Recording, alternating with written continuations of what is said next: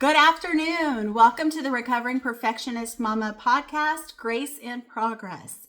I am Buffy, the podcaster behind the podcast. So if this is your first time watching us, welcome. Happy to have you. If you're a returning viewer, also happy to have you. Hope you all are having a great day. It is a great day with the sun shining. How could it not be better, right? Could not get any better.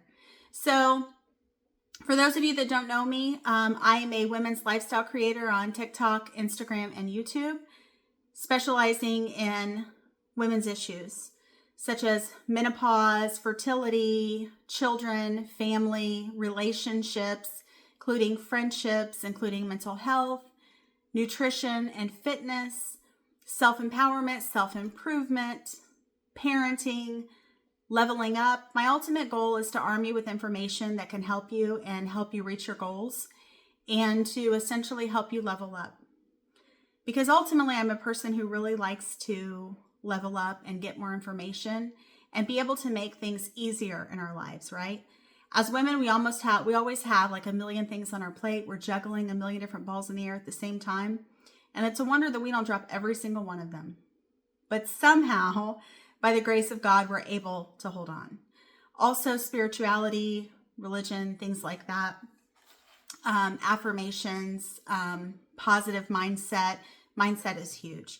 So my ultimate goal is to arm you with that information, and you can do what you will with it. If it interests you, great. If it doesn't, you can find something. Also, I'm also open to topics that people are interested in as well.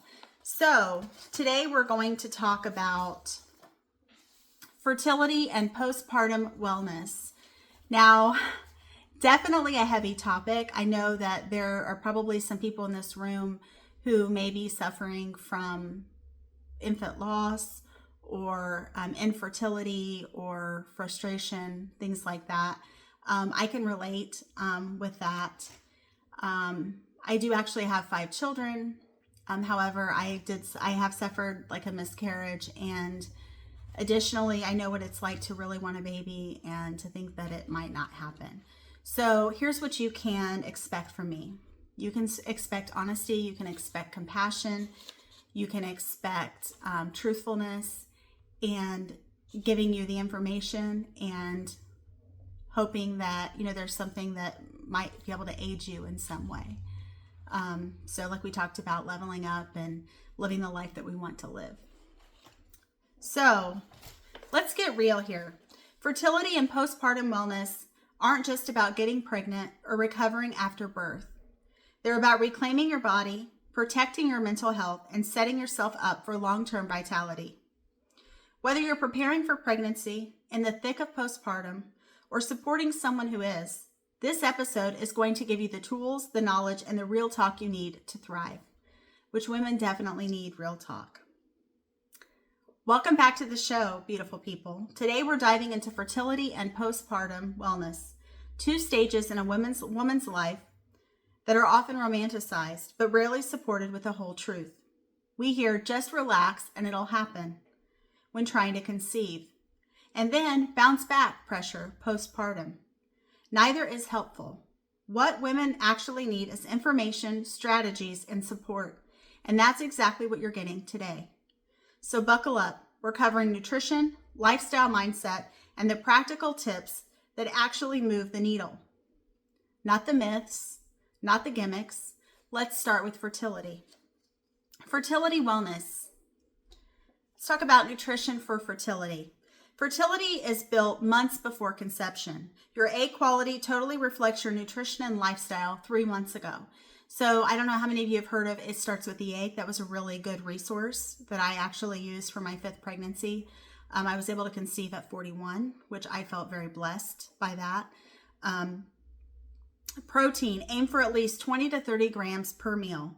Think chicken, eggs, beans, and lentils. Healthy fats.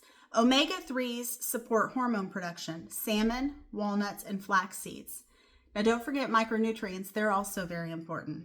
Folate, like leafy greens, beans, and lentils. Iron, which is lean red meat, spinach, and pumpkin seeds. Zinc, pumpkin seeds, chickpeas, and cashews. Boy, I love me some cashews. All my kids like nuts too, and peanut butter, which is funny. Vitamin D, test your levels and supplement if low. Let's talk about an action tip.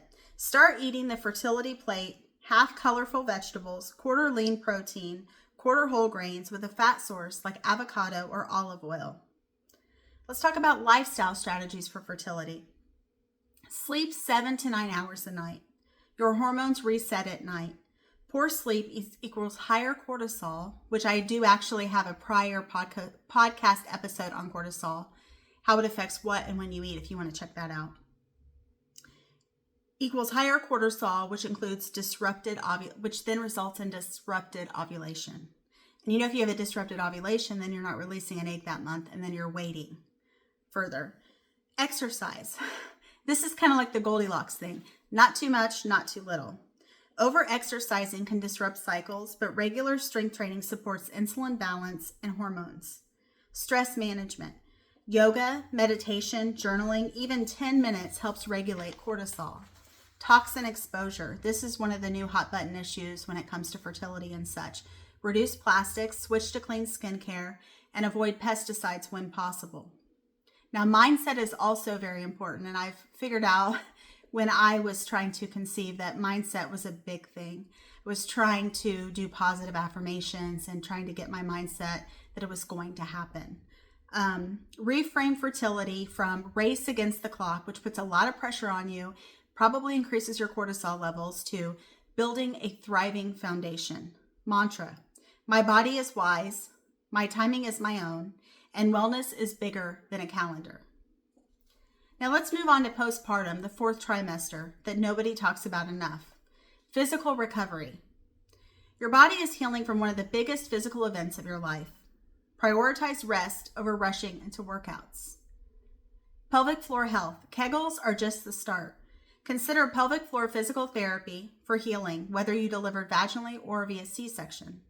Gentle movement. Walking, light stretching, then strength training as cleared by your provider. And postpartum nutrition is just as important, especially if you're nursing your baby. Postpartum isn't about getting your body back. It's about fueling healing. Protein and collagen help rebuild tissues. Iron-rich foods combat postpartum anemia. Hydration is crucial, especially if breastfeeding. Action tip: grab-and-go snacks. Boiled eggs, trail mix, Greek yogurt, and energy balls. Sounds good to me. Let's talk about hormone rebalancing. Expect fluctuations, mood swings, hair shedding, irregular cycles. Normalize it, don't shame it. Omega-3s, magnesium, and B vitamins can help stabilize mood and energy.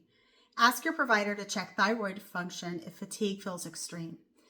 And I will say from my own personal experience, when we were trying to conceive, number 4, I actually had been told that I had insulin resistance. It wasn't actually insulin resistance. It was actually my thyroid. And I knew that something was up because my hair was like coming out in clumps. I was very tired. I was just very cold all the time, to the point that I would be shaking violently. And so it wasn't until I went to the fertility doctor that she's like, you're not insulin resistant, but let's talk about your thyroid. And so that's when I was started on thyroid. And I started, I believe, at like 50 and then went to 75. And by our 5th child, I was at 150 micrograms of levothyroxine, the Synthroid. So that was something that the nurse practitioner, due to my age, I had to go to the maternal fetal medicine division. And she said, well, don't worry, it'll go back down. And I was like, well, with all due respect, I know that you're a medical professional, but I don't think that it's going to go back down, because it hasn't thus far. Things have since changed. I found a really great supplement and was able to get back to where I needed to be. Also, let's talk about mental health. Baby blues are common. It can be difficult to deal with, but if sadness, anxiety, or intrusive thoughts persist beyond 2 weeks, it may be postpartum depression or anxiety. You're not alone, and help is available. And honestly, don't be ashamed to ask for help, because you deserve care and support just as much as you're caring and supporting for your baby. And it is for your baby too. Normalize asking for support. Therapy, support groups, medication if you need it. Action tip: create a postpartum plan before birth. Who's bringing meals? Who's on baby duty when you'll nap? The other thing I want to say too is, I just kind of want to go into this because this happened to me suddenly. This was my 5th pregnancy. And I remember wanting to get everything done. When you're nesting, I wanted to get everything done. And so I was going through the kids' closet and I was, getting stuff out and everything and like putting it away. And I have a special project that I have planned for them when they get older. So I was kind of wanting to kind of keep those clothes aside and such. Well, anyway, I was like lifting up a lot and I just started feeling just really off, like really dizzy, just icky. And I had a, a stress test the day before and everything was good. Stress test looked great. The baby looked great. All that was great. The next day, I was due to go back to the doctor again. And I was like, well, I've already had the stress test. I'm fine, right? And so my blood pressure was high, is what I was told. Well, I was worried because my doctor was getting ready to go on vacation. And I did not want to have a new doctor that didn't know me. And so I was really stressed about that. And so my blood pressure was high. I'm like, well, you need to go to the hospital. And so it turns out my husband said, I'm calling it. You're having a baby today. And so I remember going to the hospital and finding out, they're like, okay, well, we got good news and bad news. I always want the bad news first. So I said, give me the bad news. And they're like, well, it's hardly bad news. You're having a baby today. But the good news is your doctor's staying, which was fantastic. I mean, I was like, okay, let's do it. Let's get it done. Rather than me waking up at 5 a.m. one morning and having it done. So what I didn't know, and I'm thankful that I didn't know at the time, I thought that I was having blood sugar issues. But what didn't make sense to me was the fact that I literally I had eaten and I was still shaky and just really not feeling good. Something was off. And it wasn't until I was discharged that I was given blood pressure medicine for a 6-week period that I realized that I had preeclampsia. And I think this topic belongs here because I had always had issues with my blood pressure like the 38th, 39th week that I was pregnant, but never to that extent. And I didn't know what I didn't know. And by the grace of God, I have a baby because my medical team had my back. Because I clearly didn't know what I was experiencing. And you kind of feel guilty for that, but literally by the grace of God, like I have my 5th child. So I just want to let you know that that's another thing to be on the lookout for. If you have any suspicion, any question, I know sometimes like for me, it's like, man, am I being dumb by asking this question? Like, is this, what is this? I've never experienced this before. So I just wanted to talk to you guys about that. Also, relationships and identity. The postpartum season can shake marriages and friendships. Communicate openly about your needs and your emotions because, you're going to go on a roller coaster for a little bit, most likely, which we all kind of do. Protect time for yourself. Even 15 minutes a day. Identity isn't lost in motherhood. It just evolves. Let's talk about thriving long-term.